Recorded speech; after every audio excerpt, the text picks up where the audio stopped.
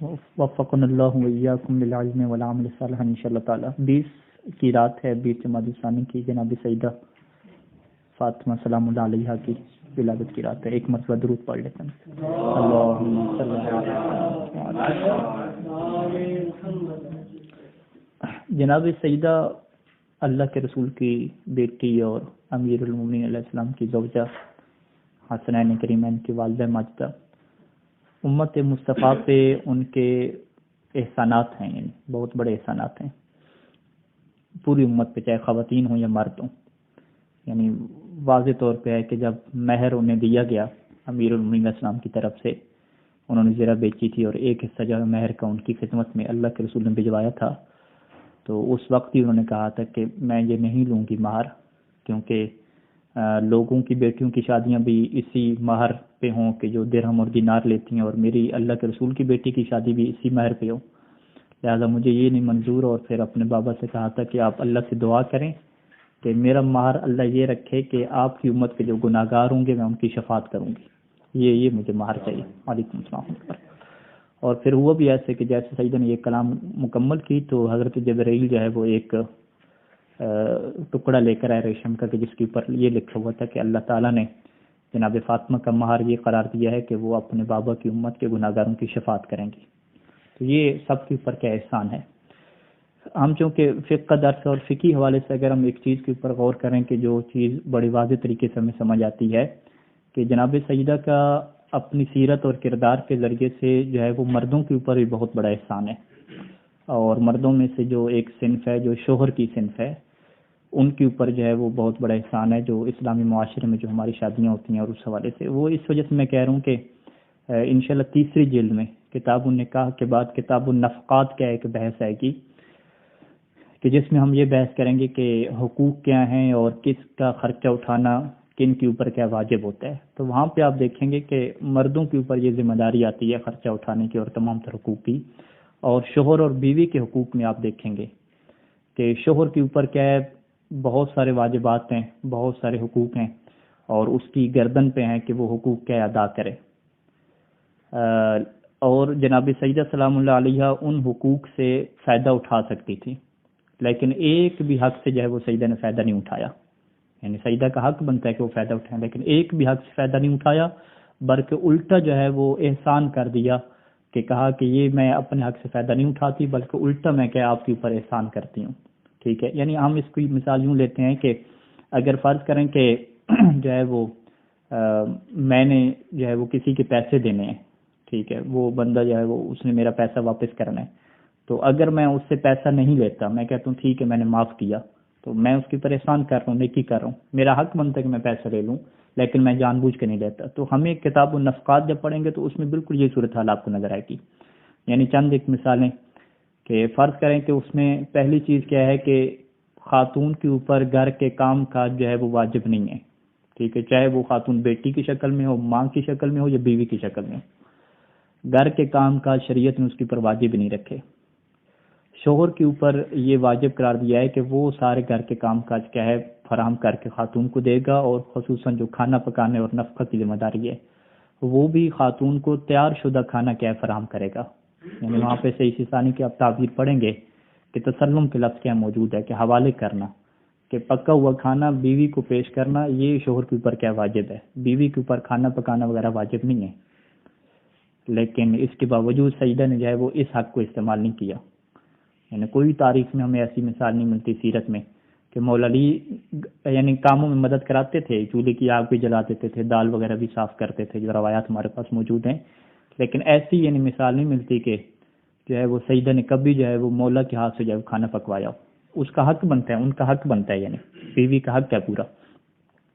اور پھر آگے وہ نفقات میں ایک مسئلہ پڑھیں گے کہ اگر جو ہے وہ پکا ہوا کھانا شوہر نہیں دیتا، فقط پیسہ دیتا ہے یا راشن دیتا ہے، تو راشن دینے کی صورت میں بھی جو کھانے کو پکانے کی اجرت ہے وہ خاتون مانگ سکتی ہے، اس کا حق ہے، ٹھیک ہے، وہ کہہ سکتی ہے کہ میں نے کھانا پکانا ہے، وعلیکم السلام ورحمۃ اللہ وبرکاتہ، اور کھانے پکانے کی اتنی اجرت بنتی ہے وہ مانگ سکتی ہے۔ لیکن سیدہ کی سیرت میں دیکھیں کہ انہوں نے اس کی بھی کیا اجرت نہیں مانگی۔ اچھا، یہ تو گھر کے کاموں کے حوالے سے ہے۔ باقی جو ہے وہ صفائی ستھرائی کے حوالے سے آپ لے لیں، وہ بھی کیا ہے شوہر کی ساری ذمہ داری ہے، خاتون کی کوئی ذمہ داری بھی نہیں. خاتون کے فقط دو ذمہ داری ہیں کہ شوہر کی اجازت کے بغیر گھر سے باہر نہیں جا سکتی، اور شوہر اگر مطالبہ کرے حقوق کے حوالے سے تو اس کا وہ انکار نہیں کر سکتی بغیر کسی شرعی وجہ کے. اس کے علاوہ کچھ بھی اس کے اوپر واجب نہیں رکھا. اچھا، اگر بچے پیدا ہو جاتے ہیں، ولادت ہو جاتی ہے، تو بچے کو دودھ پلانا بھی خاتون کے اوپر واجب نہیں قرار دیا. ٹھیک ہے، حتیٰ کہ وہ دودھ پلانے کے پیسے تک لے سکتی ہے شوہر سے. بچے کی تربیت کرنا، اس کو سنبھالنا، دیکھ بھال کرنا، اس کے پورے پیسے لے سکتی ہے. لیکن سیدہ کی سیرت میں آپ دیکھیں گے کہ اس طرح کی انہوں نے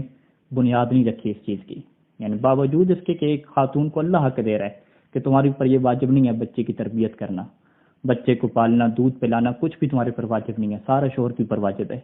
اگر تم کر رہی ہو تو شوہر سے تم اس کا پیسہ لے سکتی ہو. لیکن پھر بھی جو ہے وہ سیدہ نے یہ سیرت پیش نہیں کی.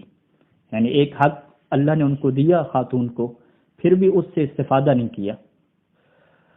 اچھا جی، بچہ جو ہے وہ بڑا ہو جائے، اس کے کپڑے دھونا، اس کو کھانا کھلانا اور اس کو تیار کرنا، اس کی تعلیم کا بندوبست کرنا، پڑھانا وغیرہ، یہ بھی خاتون کے ذمہ پہ نہیں ہے. یہ سارا کس کے ذمہ پہ ہے؟ شوہر کے ذمہ پہ ہے. خاتون کے ذمہ کچھ بھی نہیں رکھا، پھر بھی سیدہ نے سارے کاموں کو کیا. یعنی آپ ان چیزوں کو دیکھتے ہیں تو ہمیں یہ لگتا ہے کہ آج کی دنیا میں اگر خاتون جو ہے وہ کام کر رہی ہے گھر کے اور شوہر کی جو ہے وہ خدمت کر رہی ہے، تو وہ سارے کا سارا جناب سیدہ کی سیرت کا وجہ ہے. اگر سیدہ یہ سیرت پیش نہ فرماتی اور فقہی قوانین سے اور اللہ کی طرف سے دیے ہوئے حقوق سے فائدہ اٹھا لیتی، ٹھیک ہے، سیدہ گھر کے کام نہ کرتی اور بچے کو دودھ وغیرہ فری میں نہ پلاتی اور بچوں کی دیکھ بھال کے پیسے فرض کرنے لے لیتی تو کر سکتی تھیں، کوئی حرام کام نہیں تھا، اللہ نے انہیں اختیار دیا تھا. لیکن انہوں نے ایسا نہیں کیا،